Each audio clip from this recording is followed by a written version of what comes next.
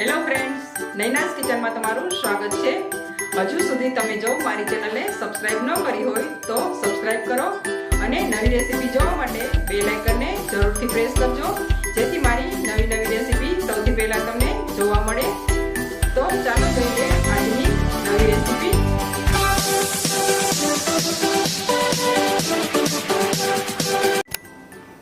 Hello friends, નૈનાસ કિચનમાં તમારું સ્વાગત છે। આજે આપણે બનાવીશું ગુજરાતી ટ્રેડિશનલ રીતે ગુંદાનું અથાણું। આ ગુંદાનું અથાણું કેવી રીતે તૈયાર થાય છે તે આપણે જોઈશું। પરફેક્ટ માપ સાથે અહીં આપણે આ ખાટું ગુંદાનું અથાણું તૈયાર કરીશું। આ અથાણું તમે 1 વર્ષ સુધી સ્ટોર પણ કરી શકો છો। તો ચાલો જોઈ લઈએ કેવી રીતે બને છે આ ગુંદાનું અથાણું। ગુંદાનું અથાણું બનાવવા માટે મેં અહીં 500 ગ્રામ ગુંદા લીધેલા છે। જ્યારે પણ તમે ગુંદા પસંદ કરો ત્યારે થોડા મોટી સાઈઝના પણ નહીં અને નાની સાઈઝના પણ નહીં એવા ગુંદા પસંદ કરવાના, અને હંમેશા જે દાગ વગરના હોય અને લીલા રંગના હોય તેવા ગુંદા પસંદ કરવાના। સાથે જ મેં અહીં 2 કેરી લીધેલી છે। સૌથી પહેલાં અહીં આપણે કેરીની છાલ ઉતારી અને કેરીનું છીણ કરી લઈશું। મેં અહીં બંને કેરીનું છીણ તૈયાર કરી લીધેલું છે। છીણ અહીં થોડું આપણે ઝીણું તૈયાર કરવાનું રહેશે। તેમાં 1 ચમચી જેટલું મીઠું એડ કરીશું, 1/2 ચમચી જેટલી હળદર એડ કરીશું। એકદમ સારી રીતે મિક્સ કરીશું અને 10 થી 15 મિનિટ માટેનો રેસ્ટ આપીશું, જેથી થોડો ઘણો ખટાશનો ભાગ હોય તો તે નીકળી જાય।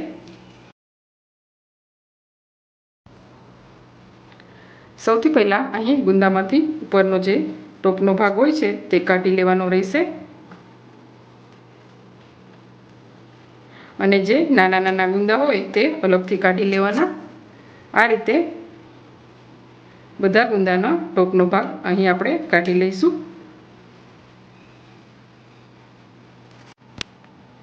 હવે આપણે ગુંદામાંથી ઠળિયા કાઢી લઈશું। આ રીતે એક ગુંદું લેવાનું અને ઉપર આ રીતે દસ્તાથી થોડું હળવું પ્રેસ કરવાનું।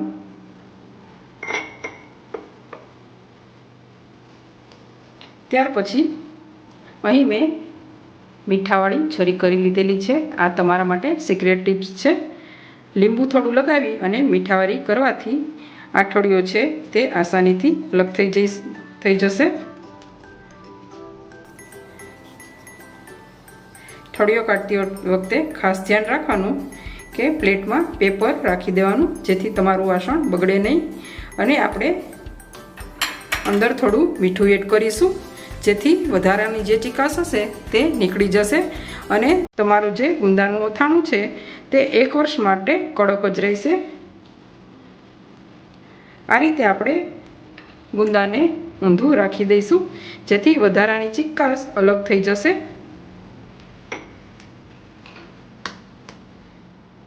આ રીતે બધા ગુંદાને આપણે ઠળિયાથી અલગ કરી લઈશું।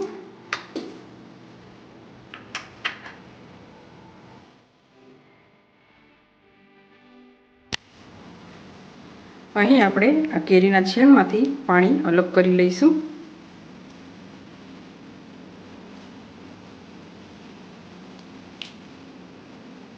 એકદમ સરખી રીતે બધું પાણી નિતારી લઈશું।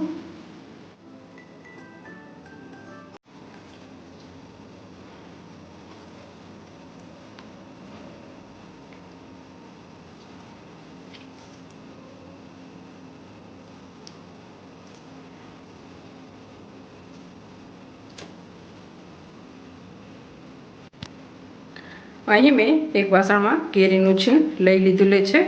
હવે તેમાં આપણે અથાણાનો મસાલો એડ કરીશું। મેં અહીં અથાણાનો મસાલો હોમમેડ લીધેલો છે।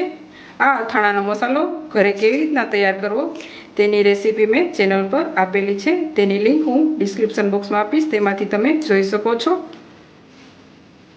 અને જો તમારી પાસે ઘરે તૈયાર મસાલો ન હોય તો માર્કેટમાં પણ ખાટા અથાણાનો મસાલો આસાનીથી મળી રહે છે, ત્યાંથી તમે લઈ શકો છો।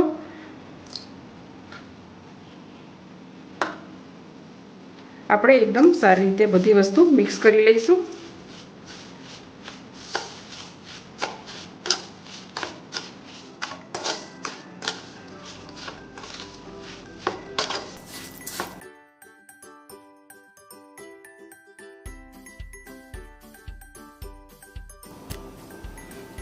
અહીં મેં કેરીમાંથી બધું પાણી કાઢી લીધેલું છે.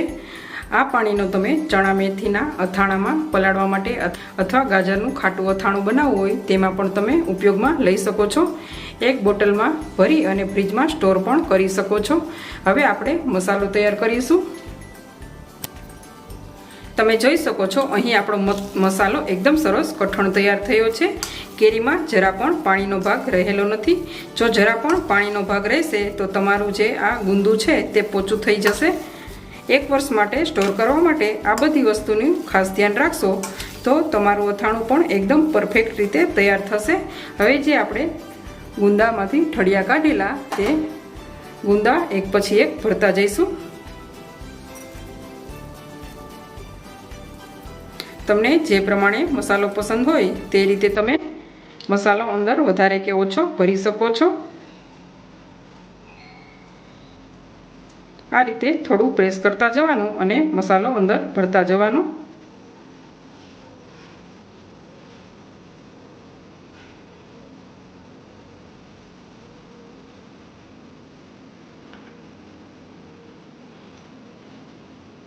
તમે જોઈ શકો છો અહીં આપણું ગુંદું જરા પણ કાળું પડેલું નથી, કેમ કે અંદર આપણે મીઠું એડ કરેલું હતું.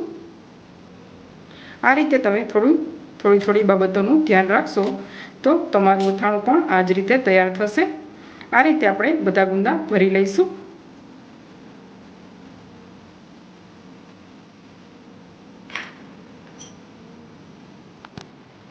અહીં આપણા ગુંદા બધા ભરાઈને તૈયાર થઈ ગયા છે.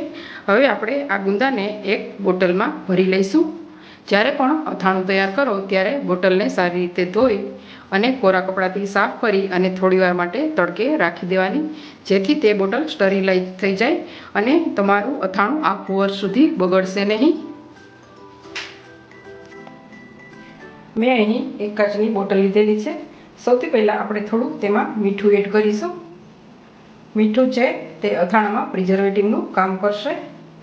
અને ત્યાર પછી તેમાં આપણે થોડો અથાણાનો મસાલો પણ એડ કરીશું.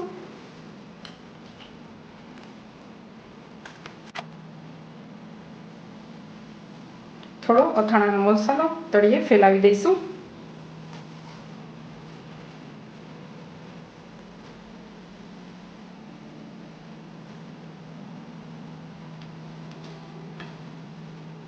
ત્યાર પછી તેમાં આપણે તેલ એડ કરીશું.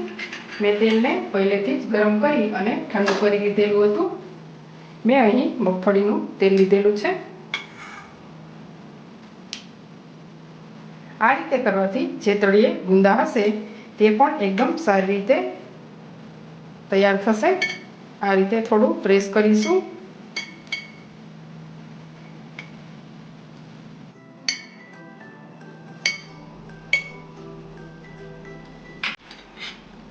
ત્યાર પછી તેમાં આપણે એક પછી એક બધા ગુંદા એડ કરતા જઈશું.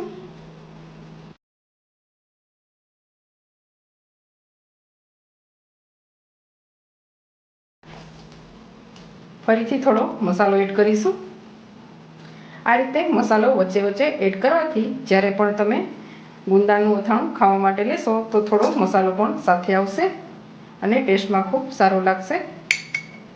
અને થોડું પ્રેસ પણ કરતા જઈશું. જ્યારે પણ તમે અથાણું તૈયાર કરો ત્યારે થોડું પ્રેસ કરવાનું, જેથી વચ્ચે એકદમ સારી રીતે મિક્સ થતું જાય.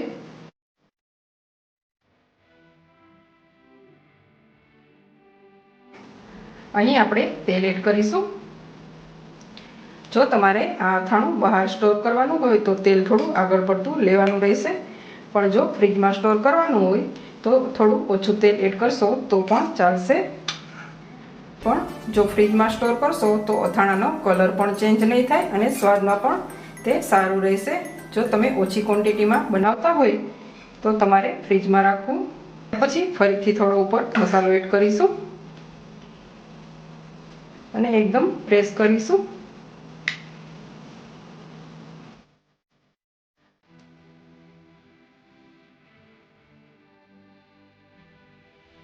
ફરીથી થોડું તેલ એડ કરીશું.